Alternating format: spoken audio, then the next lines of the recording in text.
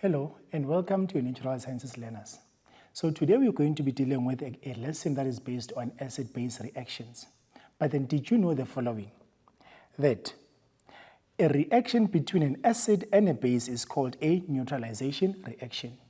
So throughout this lesson, you're going to be dealing with the neutralization reaction, where you're going to be looking at the reaction between an acid and a base and how do they react to each other in order for us to get this neutralization that we're talking about. However, the goals for these lessons are, we need to set goals and targets for this lesson. So our goal for this lesson is that by the end of this lesson, you should be able to, number one, describe the neutralization reaction, explain that a base reacts with an acid to make less acidic or neutral. So you need to explain that a base reacts with an acid to make it less acidic or neutral. So if an acid reacts with a base, then that is going to be less acidic or it's going to be neutral. You also need to be able to explain that an acid reacts with a base to make it less basic or less neutral. So the same with an acid, if a base reacts with an acid, the acid is going to become less acidic or it's going to be neutral. And if an acid reacts with a base, then a base is going to be less basic or neutral. Then lastly, you need to be able to explain that after an acid-base reaction, the resultant pH will change according to the strength of the acid and the base. So the resultant, so whatever the product that is going to be formed at the end of the reaction between an acid and a base, its pH will be determined by the strength of the acid and the base. So those are our goals for this lesson. However, in order for us to be able to achieve the goals, we're going to break those main goals into small concepts that we can deal with. As we have said, our main idea will be the neutralization and the pH. And within that, we're going to be looking at the neutralization, and then after that, you're going to be looking at the acid-base reactions. So to start, we are going to start with the neutralization and then furthermore go into the acid-base reactions. So what we know already about acid and base is the following, that acids, they taste sour. So the properties of an acid are that acids, they taste sour, and then they feel rough between your fingers, and then they can be corrosive, meaning that they can eat away flesh and any material that they come across. They can also make bases lose their basic characteristic, again, dependent on the strength of the base or the acid that we are reacting. Now, the acids, again, they can turn the blue litmus paper into red. So the color of the litmus paper can turn from blue to red if it's dipped into an acid. Now, you need to remember that a blue litmus paper or a litmus paper, it's an indicator, it's an example of an indicator which determines or which tells us if whether the substance that you are dealing with is acidic or basic. Now, with regards to the bases, if acids taste sour, then the bases will taste bitter.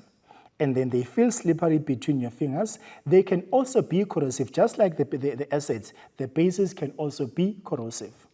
And then they can make acids lose their acidic characteristic. Again, that's also dependent on the strength of the acid that you're looking at. And then lastly, the bases, they can turn a red litmus paper into blue. So acids turn a blue litmus paper to red, whereas bases turn a red litmus paper to blue. Remember again, a litmus paper, it is an indicator, an example of an indicator that tells us if whether the substance that we are testing is either acidic or basic by doing or by showing the color change when we are dipping it into either an acid or a base. So in addition to what we know, we also need to remember that a pH scale is used to measure how acidic or basic a substance is. So we are using a pH scale in order for us to be able to tell if a substance is basic or acidic and by how much is it in terms of the strength. Now, the pH ranges from 0 to 14. So the pH scale ranges between 0 and 14, whereby now, if we have our pH scale, it starts from 0 all the way to 14, whereby now, if a substance is neutral, it will have a pH of 7. So the closer you move towards 0, away from 7, the stronger the acid is.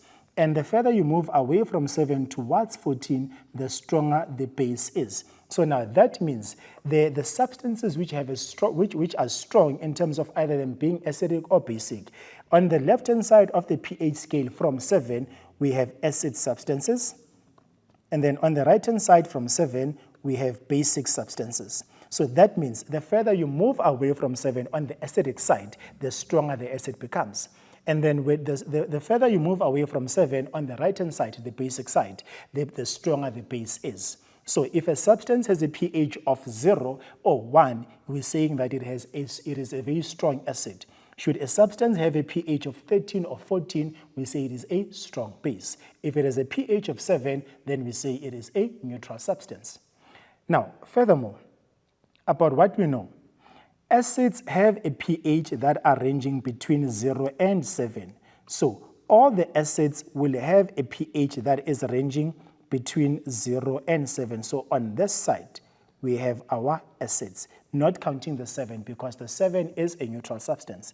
Then just above 7 all the way to 14, that's when we have our basic side. So bases will have a pH that is ranging from greater than 7 to 14.